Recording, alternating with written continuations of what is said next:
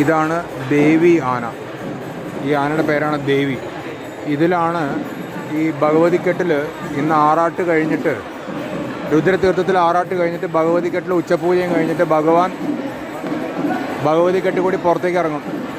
എന്നിട്ട് കിഴക്കേ നട വഴി ഉള്ളിൽ കയറിയിട്ട് 11 പ്രദക്ഷിണം, എന്നിട്ടാണ് കൊടിയിറങ്ങുക.